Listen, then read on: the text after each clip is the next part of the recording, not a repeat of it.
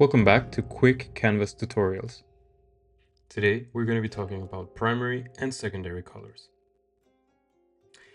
So I'm pretty sure that we've all heard about the primary and secondary colors at some point in our lives, probably at school and probably a long time ago. But if you're a beginner and you want to start painting, you shouldn't underestimate how important they are, because once you know how to use them, you basically unlock all of the other color combinations. At some point, you might need to use white and or burnt umber. It doesn't matter, but just alone with the primary and secondary colors, you have a lot of control over your style, over your creative process, and it can save you a lot of money, especially at the beginning. Before I start describing what the primary and secondary colors are, I want you to understand what we're looking at on the screen. This is a chromatic circle, or at least I think it's called a chromatic circle, I'm not really sure.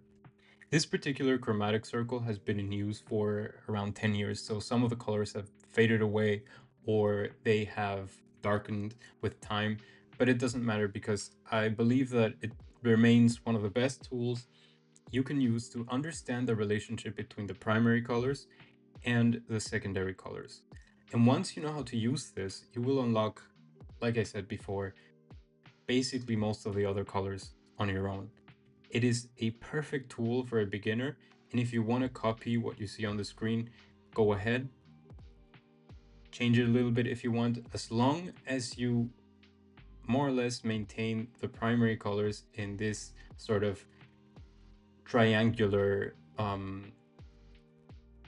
location, if you want to call it like that, and then the secondary colors in between the primary colors, obviously, you'll be able to darken them or lighten them or make your color combinations as you please. Blue is the first primary color that I want to talk about because it's my favorite color, and I know that it sounds a little childish, but it is what it is. And the blue that I chose was French ultramarine, but you can also find it under ultramarine blue. It's a warm blue, it leans a little towards violet, and it's very intense. That's basically why I chose it, because I tend to like very intense colors when I'm painting. But some other people use cobalt blue, for example. You need to try them out. You need to see what works for you best and then create your color palette based on what you like. I stick to French ultramarine because when I'm painting shadows or dark spaces, dark colors, this does the trick. And I find that cobalt blue tends to be a little bit too soft and a bit grayish in the end.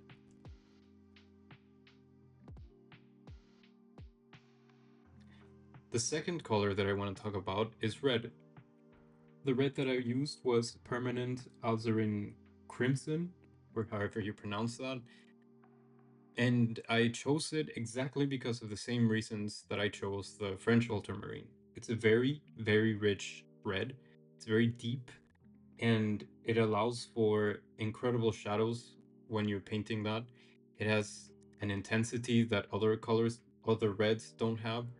But if you want to be a little bit more accurate and more flexible with the reds that you're using, some people might say that a better choice would be a magenta, which looks a little bit pinkish, but you can modify it by adding a little bit of yellow or a little bit of blue or whatever you want. But this is the one that I went for.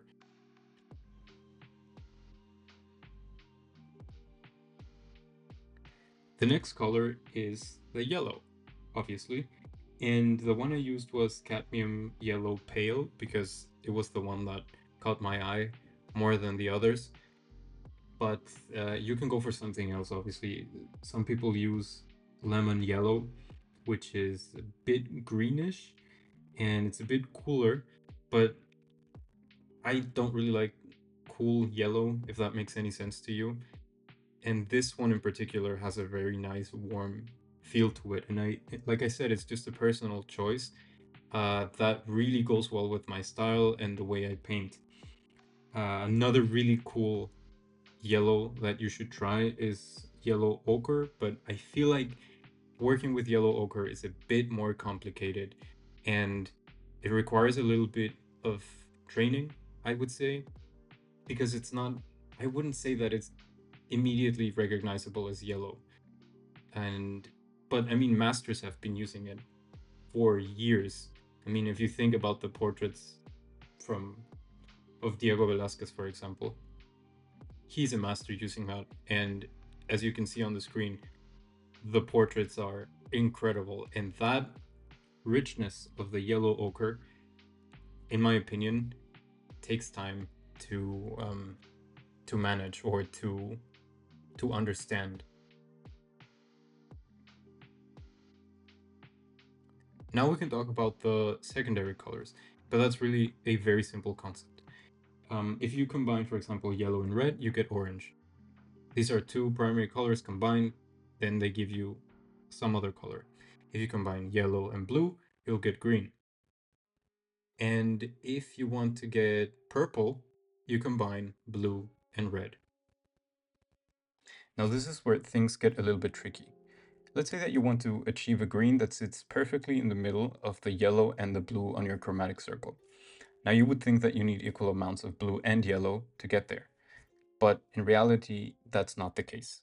You'll find that some colors are more dominating or more dominant than others, and that's the case with blue. So if you do those equal amounts, you'll end up with a green that's closer to the blue than it is to the yellow. Now, it all sounds a little bit confusing, but I'm going to go into more detail on my next video, where I'll talk about how to make proper color combinations, how to lighten colors using white, or how to mute them a little bit, or how to darken them, and even how to get a black that is made up of other colors without you having to buy a black paint tube from the store.